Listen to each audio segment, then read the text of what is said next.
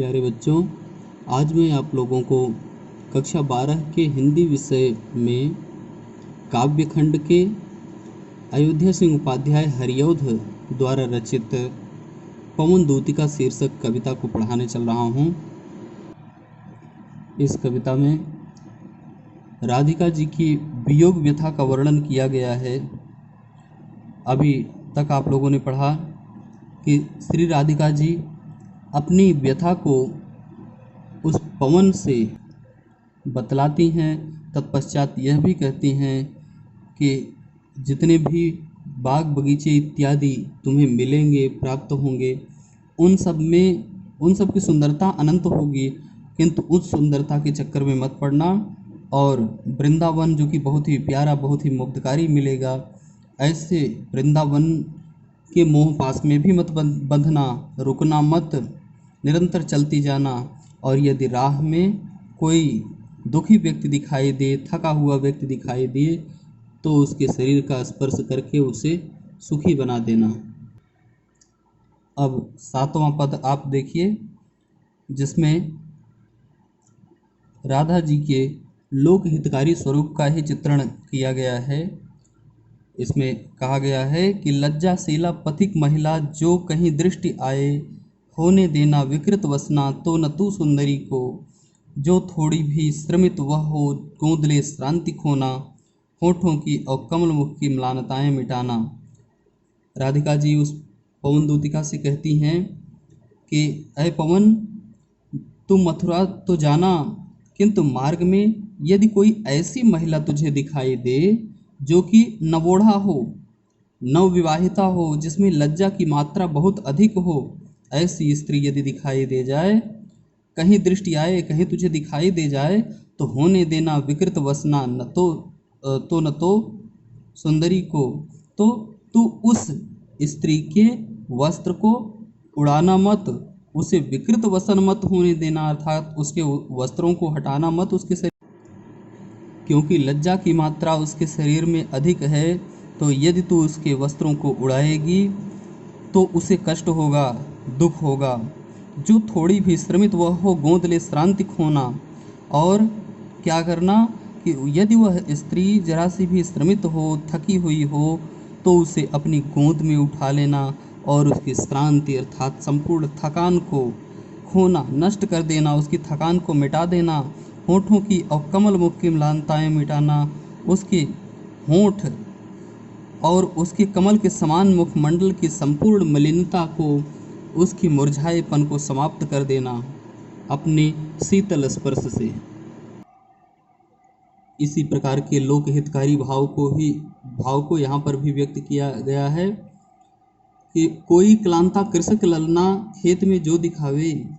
यदि कोई क्लांता माने अत्यंत दुखी किसान की स्त्री, कृषक ललना किसान की स्त्री खेत में दिखावे, यदि खेत में दिखाई पड़ जाए कृषि कार्य करती हुई, तो धीरे धीरे परस उसकी क्लांतियों को मिटाना। तो उस स्त्री को, वह स्त्री कार्य करके थक चुकी होगी, उसके पास पहुंचना और धीरे धीरे उसके संपूर्ण शरीर को स्पर्श करना और क्लांतियों को मिटाना, उसकी संपूर्ण थकान को नष्ट कर देना। जाता कोई जलद यदि हो व्योम में तो उसे ला, और इतना ही नहीं, उसके शरीर को ही स्पर्श मत करना, बल्कि यदि कोई बादल उड़ता हुआ तुम्हें दिखाई दे जाए, तो उस बादल को उड़ाना और उड़ा करके वहाँ पर लाना जहाँ पर वह स्त्री कार्य कर रही है, परिश्रम कर रही है, उसके ऊपर ला करके छाया कर देना।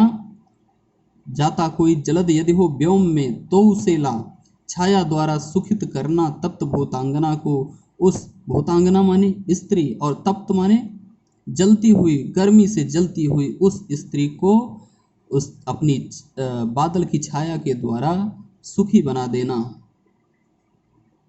अगले पद में मथुरा के सौंदर्य का वर्णन किया गया है। राधिका जी वायु से कहती हैं कि जब तू मथुरा में पहुंच जाएगी, जाते जाते पहुंच मथुरा धाम में उत्सुका हो, जाते जाते तू मथुरा पहुंच जाएगी और मथुरा पहुंचने के बाद तू बहुत ही व्याकुल हो जाएगी, उत्सुका हो, बहुत ही व्याकुल हो जाएगी। क्यों?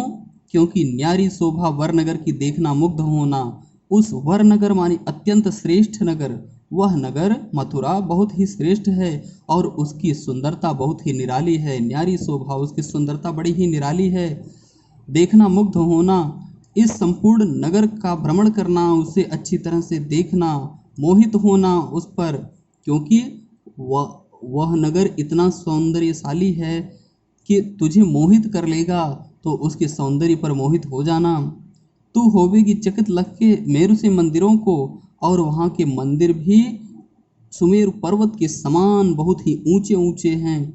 उन मंदिरों को देख करके बहुत आश्चर्यचकित हो जाओगे तुम।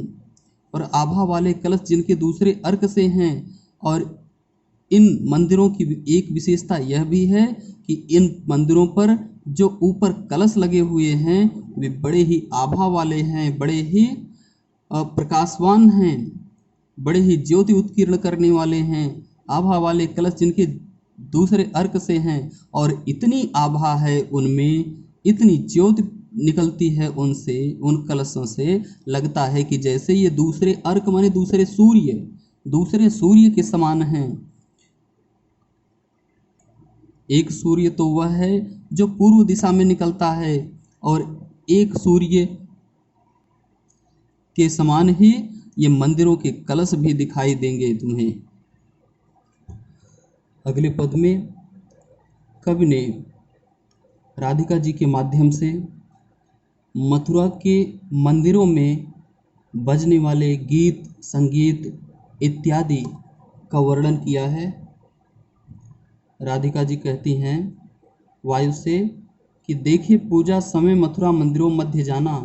अय वायु, देखो, जिस समय पूजा हो रही हो मथुरा के मंदिरों में, उस समय मथुरा के मंदिरों के मध्य तुम प्रवेश करना, और नाना वाद्यों मधुर स्वर की मुग्धता को बढ़ाना। अनेक प्रकार के वाद्य यंत्रों के द्वारा वहाँ गीत संगीत का कार्यक्रम चल रहा होगा। अनेक प्रकार के वाद्य यंत्र वहाँ पर बज रहे होंगे। नाना माने अनेक प्रकार के वाद्यों, मधुर स्वर की मुग्धता को बढ़ाना। अनेक प्रकार के वाद्य यंत्रों के द्वारा वहाँ गीत संगीत का कार्यक्रम चल रहा होगा। उस वहाँ पर पहुँच जाना और उस गीत संगीत के कार्यक्रम की मुग्धता को और अधिक बढ़ा देना, अर्थात अपनी सनसनाहट की आवाज़ को उसमें मिला देना, जिससे कि गीत संगीत वहाँ का और अधिक मुग्धकारी बन जाए। किम वा लेके रुचि तरु के शब्दकारी फलों को और अपने स्वर को उसमें न मिला सको उस स्वर में, तब किम वा अथवा लेके रुचिर तरु के शब्दकारी फलों को, रुचिर माने बहुत ही सुंदर दिखने वाले, बहुत ही रुचिकर लगने वाले, बहुत ही प्यारे दिखने वाले तरु वृक्षों के शब्दकारी फलों को, ऐसे फलों को तोड़ लेना, ऐसे फलों को ले लेना जो फल बजने वाले हों, शब्दकारी, शब्द करने वाले, आवाज़ करने वाले, ध्वनि करने वाले, अर्थात बजने वाले फल हों। ऐसे फलों को तोड़ करके ले आना और धीरे धीरे मधुर रव से मुग्ध हो बजाना। धीरे धीरे मधुर मधुर आवाज़ से बहुत ही मोहित हो करके उन फलों को धीरे धीरे करके बजाती रहना, जिससे कि वहाँ पर जितने भी वाद्य यंत्र बज रहे हैं उन वाद्य यंत्रों के साथ इन फलों के रूप में एक वाद्य यंत्र और जुड़ जाए और वहाँ के गीत संगीत का कार्यक्रम और भी मधुर बन जाए। आगे के पदों में श्री कृष्ण जी के अतीव सौंदर्य का वर्णन अनेक उपादानों को उपमान बनाते हुए अयोध्या सिंह उपाध्याय हरिऔध जी ने किया है। यहाँ राधिका जी वायु से बताती हैं कि तू देखेगी जलद तन को जाऊं वहीं तद्गता हो। अय वायु, जब तू यहाँ से मथुरा जाएगी, श्री कृष्ण जी से मिलेगी, तो श्री कृष्ण जी का शरीर तुझे बादल के समान दिखाई देगा। जलद तन, बादल के समान अत्यंत सांवले शरीर वाले होंगे श्री कृष्ण जी। और जाऊं वहीं तद्गता हो, जब तू श्री कृष्ण जी से मिलेगी तो पूरी तरह से तल्लीन हो जाएगी, उन्हीं के सौंदर्य में खो जाएगी। होंगे लोने नयन उनके ज्योति उत्कीर्णकारी, और श्री कृष्ण जी के लोने अत्यंत सुंदर, लोने अत्यंत सुंदर, नयन नेत्र उनके अत्यंत सुंदर नेत्र ज्योति उत्कीर्णकारी, ज्योति उत्पन्न करने वाले होंगे। उनके नेत्रों को देख करके ऐसा लगेगा जैसे कि उनसे प्रकाश उत्पन्न हो रहा है। मुद्रा होगी वरवदन की मूर्ति सी सौम्यता की, और श्री कृष्ण जी के अत्यंत सुंदर स्वरूप की सुंदरता इस प्रकार की होगी। वरवदन उनके श्रेष्ठ मुखमंडल की मुद्रा किस प्रकार की होगी? मूर्ति सी सौम्यता की। जिस प्रकार से एक मूर्ति में सौम्यता होती है, स्थिर सौंदर्य होता है, उसी प्रकार से हमारे श्री कृष्ण जी में भी अतीव सौंदर्य होगा, जिनके सौंदर्य में स्थिरता सदैव बनी रहती है। सीधे सादे वचन उनके सिक्त होंगे सुधा से, और उनके सीधे सादे से वचन, सीधी सादी सी वाणी उनकी निकल रही होगी। वे जो कुछ बोलते हैं उस वाणी में ऐसा लगता है जैसे अमृत का संचार हो गया है। सिक्त होंगे सुधा से, सिक्त माने सिंचित होंगी उनकी वाणी। सुधा अमृत से सनी हुई उनकी वाणी होगी। वे जब बोलते हैं तो लगता है जैसे अमृत की धार बह रही है।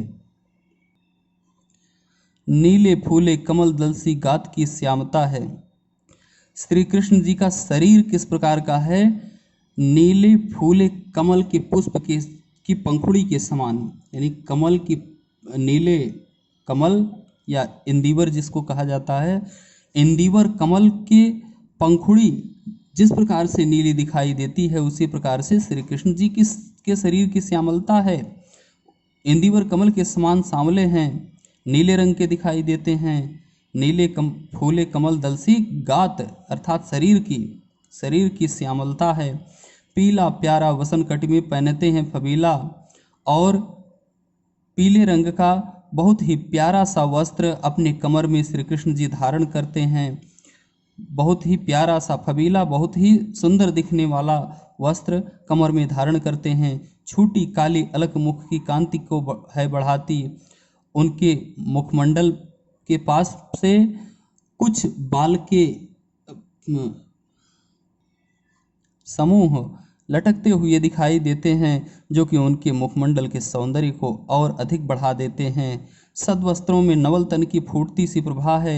श्री कृष्ण जी ने जो वस्त्र धारण कर रखे हैं वो बहुत ही सुंदर वस्त्र हैं। सद्वस्त्र बहुत ही सुंदर वस्त्र हैं, और नवल तन की फूटती सी प्रभा है, और उनका शरीर इन वस्त्रों के साथ मिलकर के बड़ा ही नया शरीर प्रतीत होने लगा है। बहुत ही नवीनता सी दिखने लगी है उसमें, और फूटती सी प्रभा है।